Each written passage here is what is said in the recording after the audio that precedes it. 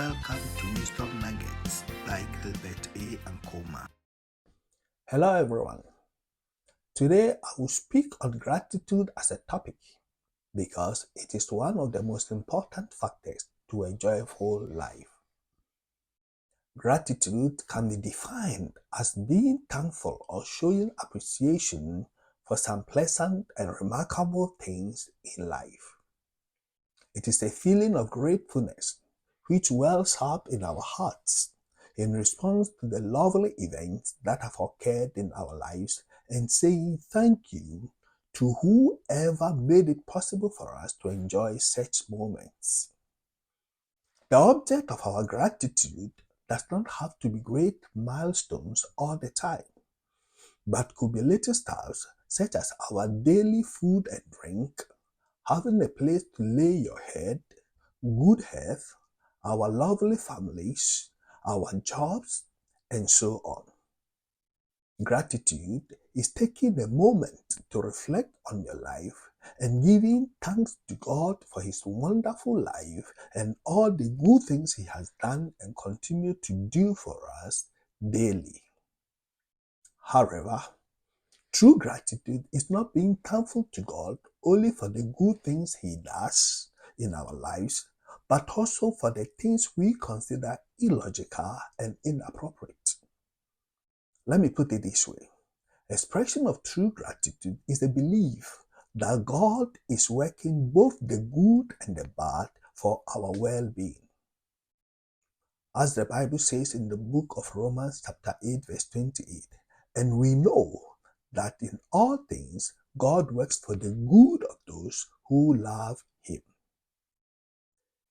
If we learn to appreciate all that God is doing in our lives, appreciating both the good and the bad alike, it shows that we have faith in God and we believe the universe is working in our favor. Hence, the likelihood that all things are working not against us, but for us. This belief helps us to create in our innermost being good feelings or cheerful thoughts.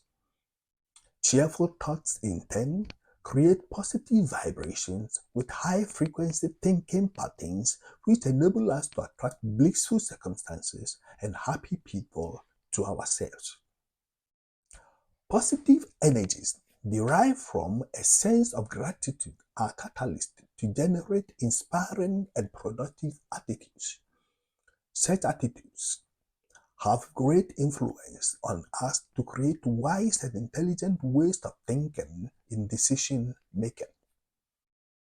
For example, I have been diagnosed as having schizoaffective disorders, that is, a mental illness that affects one's thought, mood, and behavior. It all started when my spouse told friends and family that I talk to myself when I am alone. I admitted that it was a practice of autosuggestion, and I have been doing that even before we got married. So in my opinion, it was not an illness. Unfortunately, I was misunderstood, and to cut a long story short, I was handed over to the authorities, and I have been on medication for 3 decades. But I thank God every moment I woke up instead of getting mad about such an issue. Simply because I know it is not God's will for us to be on medication forever, yet He always has a purpose for everything. Nothing happens in life without a purpose. And my desire is to find out what are His intentions for me in such a situation. For instance, it was not God's will when the brothers of Joseph sold him into slavery. However, God allowed it so that His purpose for Joseph's life was manifested not according to man's will, but by God's divine plan. Joseph told his brothers that their intentions was to harm him, but God intended it and allowed it for good, to save many lives. Therefore, in my case, the motivating factor that drives me to give thanks for such an irrational decision against me is to seek from God His divine purpose and plan concerning what is happening in my life, and to avoid being emotionally upset and troubled every moment of life.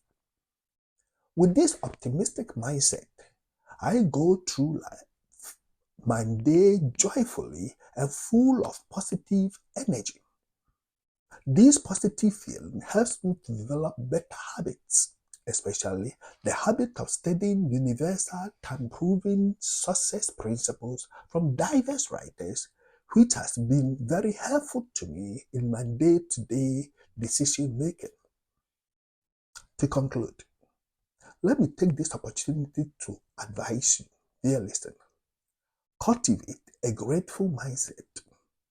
Show gratitude for every occurrence in your life, and you will not regret it. For in life, what happens to you is not a problem, but your reaction to what happens to you is the problem. Remember this, it is not because things are bad, that is why you are sad. It is because you are sad, that is why things are bad. I said, it is not because things are bad, that is why you are sad. It is because you are sad, that is why things are bad. Thank you for listening, and until we meet next time, may the peace and love of God be with you all.